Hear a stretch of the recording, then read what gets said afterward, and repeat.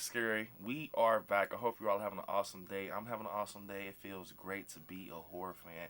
So, y'all, today we're going to be talking about some more Halloween talk and the original plans for the trilogy and a little theory that I think that would have impacted this trilogy and made it go a different route. But before we get started, definitely smash the like button because it definitely helps. So, you all, we all know, if you've been following the trilogy about the alternate ending with 2018 and, some more deleted scenes, but this kind of made me started thinking about a specific character being Allison, Andy Matichak, and I think that it could have definitely been a high possibility of something that played in her part, in her role. So let's get into it. So starting off, you guys, we're actually going to get into, some more details about the alternate endings. And a previous version of the script, final moments surfaced, however, featuring a different conclusion. While trying to protect her granddaughter, Lori and Michael fought again for one last confrontation and left her mortally wounded after the mass killer stabbed her in the chest and twisted his knife. Lori's daughter then shot Michael with a crossbow, and he fell among Lori's training mannequins before taking what appeared to be one last labored breath. While the symbolism of Michael succumbing to his wounds among the evidence of Lori's decades of training may have been compelling, it is fact that Lori died too. That would have undermined the story. So, kind of getting into it, it's seeming that they're thinking that Michael could have possibly took his last breath, and also that Lori died. Now, with this, man, it's very interesting because if Lori died, what about the next two films? That's what's going to open up this crazy theory. Also, saying that Michael was basically injured, and I know the details about it before this. Him walking into like the woods, holding his wounds, and just kind of bleeding and everything. And then we actually kind of see him walking through the woods, and it kind of, from my understanding, still ends the same with the truck saving Allison and Karen, but this time Lori is dead, from my understanding. And Michael kind of looks back at the house where the fight was, and it pans out, from my understanding. And I also got a script right here that I found online with some more details with the ending saying, Allison, Lori said to Allison, "You can't be here." She runs up to her upset granddaughter. Lori, "I'm so sorry. It's not over. You need to run. Run and hide. Go to the road and don't look back. Get help. Save yourself." Allison, "I'm not leaving without you." Lori, "You must go now. I love you." Allison gets up and walks backwards. She looks to the front door and sees the shape standing on the porch. Allison screams, "Grandmother." Lori turns instinctively, aims the gun toward the shape, and fires. The bullet blasts directly over the shape's shoulder. A porch light shatters, and she is out of bullets from what it's saying. Lori quickly drops the gun and pulls a large hunting knife out of her belt. The shape stands with the kitchen knife in his hand, a classic showdown. He steps off the porch towards her. Lori looks back and sees Allison stumbling backwards.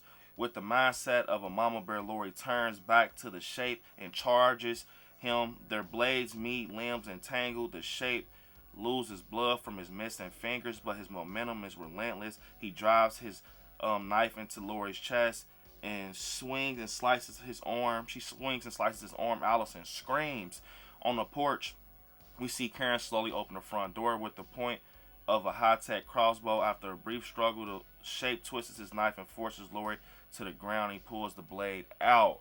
So that's very interesting, seeming like Lori's going to die, and Karen actually shoots Michael with the crossbow. Allison's right there just being traumatized on the front line. You guys remember how the house looked. I can definitely picture that. They say that the the security lights that's on the top of the house, those big bright lights are kind of showing, like making it look like a showdown, which is kind of, that's crazy though. I could picture that would have been really crazy to see that in theaters.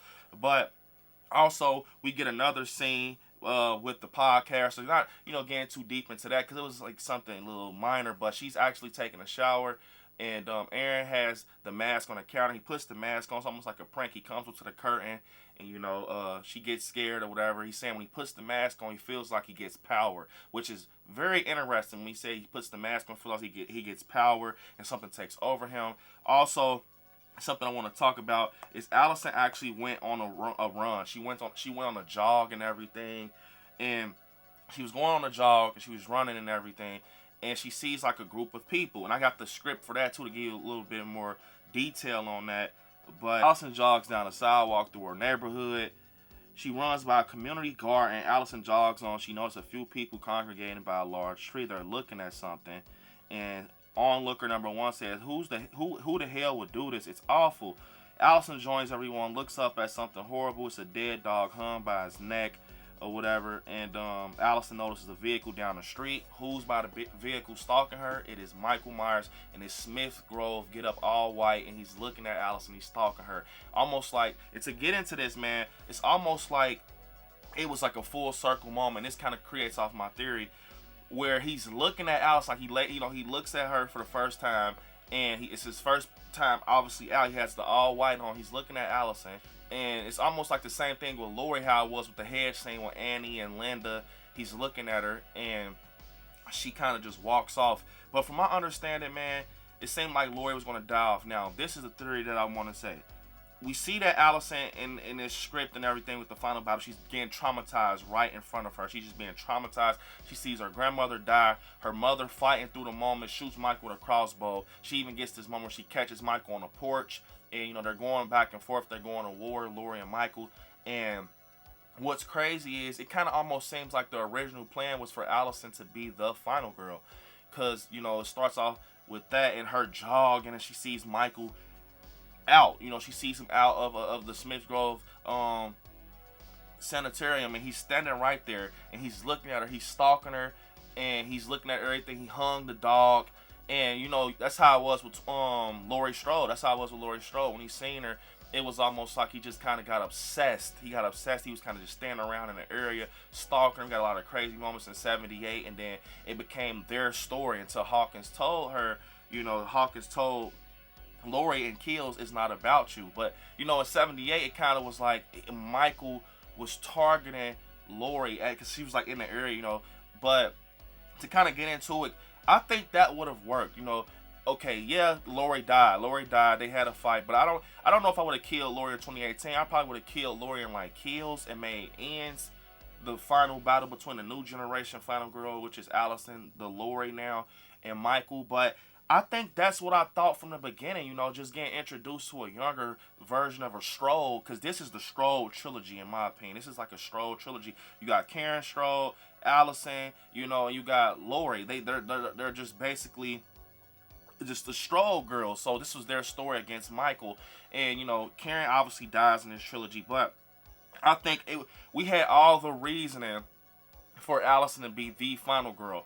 She loses her grandmother, and she loses her mom, her dad. It's just, she has nothing to lose at this point. She's ready to take Michael out. Could you picture that? Like, it would have just created so much, more story, I feel, because you would have had more of, like, story to tell, even after ends, if you wanted to be honest, because you already got one character that's a new generation character, has a lot of age ahead of them. Now, Michael, he is getting older, but we could have probably at least juiced out one more movie, with the franchise if they would have kept Allison as the final girl. And I don't know how you guys feel. I think Allison was definitely a great, character, and I think she's definitely fit for a final girl, especially in that scene with Kills, when she's not afraid of Michael. She goes up to him, she gives him a couple torso stabs and everything. She's fighting with the shotgun, and she's literally fighting back. Anybody else I think would have kind of jetted out and ran.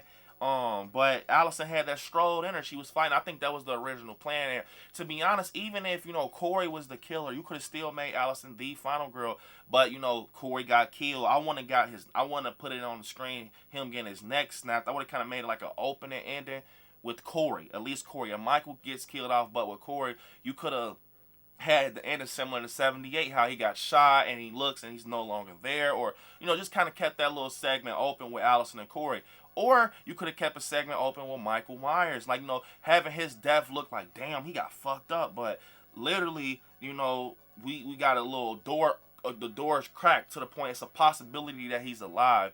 And I think that the showdown that ends, yes, I understand, give Lori her flowers, but it would have been cool to see Allison, go up against Michael, because she was one of the ones that didn't believe it. Remember, my grandmother was right, the boogeyman was real. And especially with that scene that I'm just telling you guys about, with her jogging, and she sees him by the truck. And, I'm pretty sure that Allison, if you think about it, she doesn't know how Michael looks. This guy, right now he has on all white. He's a patient at this point. She's looking like, who the fuck is he? He's just stalking me? And it just seemed like a 78 scene. You know, it felt like 78. Almost like the bloodline is connected with the boogeyman again. Now, she's seeing it for herself after everything Lori's told her. And I think it could have became her story in certain moments with this.